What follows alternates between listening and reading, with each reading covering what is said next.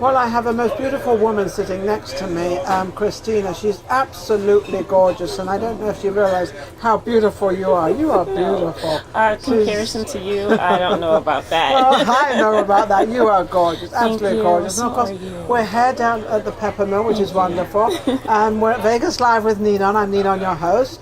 And you have a fascinating, you rock something with Las Vegas. You've got a group going out there. You've got she has a lot of stuff going on. I do. That is so like me. Yeah, but that's, busy hands keeps the devil away, right? That's so true. Isn't that true? Oh my goodness, yes. It's when you've got idle hands, they start doing idle things. Very much so, very much so. That's why we're so busy doing what we're doing in the community. And what exactly do you do in the community? Well, what we do, we're an organization called WE ROC Las Vegas. WE ROC Las Vegas, okay. And we're not in a 501c3 as of yet, but we are working towards that goal. Okay. So we're basically just a movement and a group of women and men, when men are welcome you as well. have to have men in an arena. This all women thing. I love the all women thing, but that's not how life is supposed to be. No, very true. Because you've got to have both sides of it. You've got the woman's point of view, which is wonderful, and the men's point of view, which is wonderful. Absolutely. And the causes that I advocate for, they affect both men and women and children. So, the premise behind WE ROC Las Vegas. What is it? What exactly is it? Well, it actually stands for Women's Empowerment through Resources, Organization, and Charity. And the reason why that name came to me, so powerfully, and the reason why it's basically about women is because during my domestic violence experience and experience with homelessness, so you've been homeless? Yes, I've been homeless. And you've had domestic violence? Yes. And that's a lovely way to start something. Yeah. Whoops. Well, it all stems from my experience and dealing with that and seeing it firsthand living in the Shade Tree Shelter. And I saw how, So you lived in the Shade Tree Shelter? Mm-hmm. Yes. I need to ask a question because you hear about domestic violence, and there's so many different degrees of domestic violence. It can be verbal, it can be hitting, it can be guns, it can be a whole bunch of stuff. It could also be abusing you and your children. Right. So which one of these did you... Which category I fell in? Get entangled in. That was a very... unique web for me because I found myself dealing with my partner of a very short 3, not even 4 months. It started out as emotional abuse, and then it became very verbal. Emotional abuse, as far as I think, is verbal. Yes, it's talking down to me, throwing things at you to make you feel not good about yourself. Exactly. Well, that's because you have to understand all these different degrees of it, and I don't think anyone's really explained. They think just abuse is like punching someone, hitting somebody. Yeah, it's not necessarily that. Right. As well. Right. It's financial abuse, someone taking control of your finances, not letting you spend your own money. Emotional abuse. So he took your money? He didn't take my money, but he told me how to spend it. Well, that's the same thing.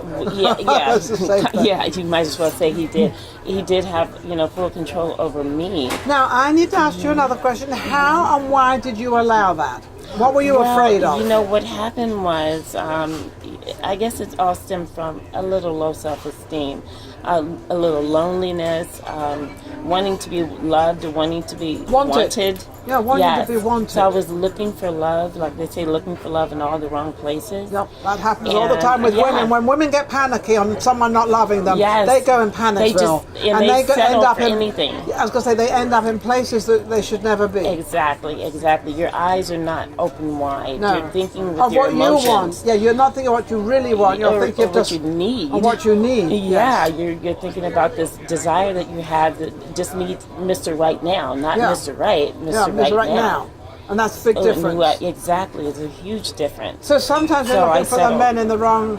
We're looking for men in our moment of time, and our moment of time is what you are right then. Yes, and that can when you're vulnerable, and that's exactly when those type of evils Do you come think forth. Men are just as vulnerable with the day and age we're living in, that men are just as vulnerable with a woman coming to get them as well as a man coming to get a woman? Absolutely. See, we don't understand that. We don't think men go through this, but men do. That's very true. They do.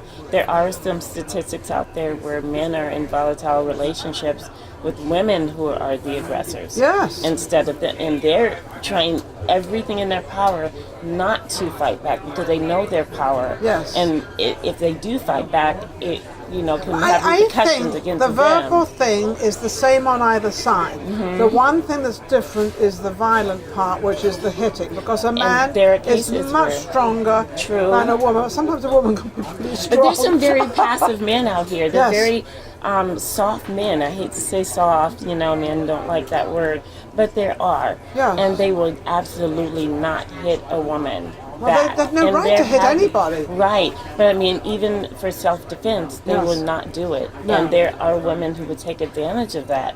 Well, I think women look for that in a man, and then a woman looks for something in a man this way, and then a man looks for something in a woman this way. Yeah. We're all looking for something different. I'm not quite sure what we're looking for, and I think we've all become a little confused, especially with a lot of these women coming up on sexual abuse that happened 40 years ago. I think that's absolutely ridiculous, because normally they're both the same age. So I'm quite sure that he says yes and she says yes, but the woman's going to turn around and say, "Oh no, he raped me." And I'm quite sure, we'll be 99% sure that he didn't. Exactly. 99% sure. It takes two to tango. Yes, it does.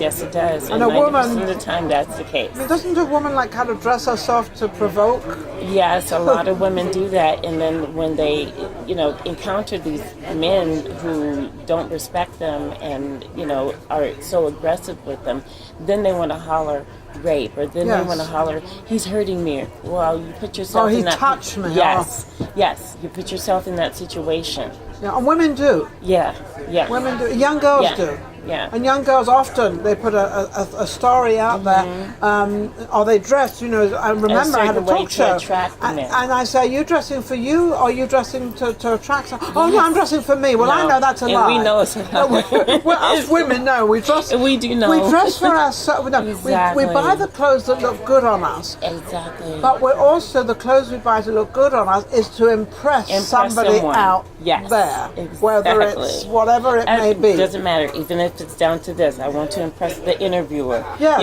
Yes. So, but you always want to look your best. Yes. I don't know who I'm impressing. The world, my dear. The world. The world. Yes. But it is. It's fascinating to listen to you, because abuse is totally different than just abuse. Yes, it is. It's like a monster. It takes up so many different forms, so many different faces. And this is why a lot of women, they say, "Oh no, he loves me." This is where that mindset comes from, where they think that because they're, touching and grabbing them and telling you, "Come on, and you come here and you stay here. I'm going to take charge of your money, and I'm going to do I've got a masculine man." They're thinking, well, he just cares about me. He just cares a lot about me. And I think when I hear that word, when I have the women come and say, "Well, he cares about me," I immediately look at them and think, you are one insecure person. Yeah, because you don't have to say that. Because once you say that, that's telling me you're insecure of yourself, because that's what you're looking for. You got it. And they're so blinded they don't even realize. They don't even see it. They don't realize. Well, they don't want to see it. Right. They do not want to see that part of them or anybody else. Absolutely, and they're totally in denial. I would imagine you lived on the streets. It must have been pretty hard. Yeah, it was very hard. I faced homelessness once before, but not in this situation where I was running for my life from someone who was trying to kill me. And it was only for about 3 months, but again, I couldn't let it go on any longer. But at least you had the knowledge. Yes, I knew I had to go. You knew you had to leave. And I'd rather live on the streets than anywhere else. Yes. On that, how can anybody reach you to get more involved and talk to you about, what you do and how you can help them? Well, WE ROC Las Vegas is on Facebook. At this time, we do have a Wix website, and you can go to our website through our Facebook page. And it's WE ROC, WE ROC, ROC, Las Vegas. And you can also email us at WE ROC Las Vegas at gmail.com if you'd like to volunteer or donate to our organization clothing. Now, this is my book. This is her book. Before we close out, because we're getting ready to close out, this is her book. Absolutely this amazing. This is my first book. It says, I cry, no more pain. Yes. And that's what every woman should learn.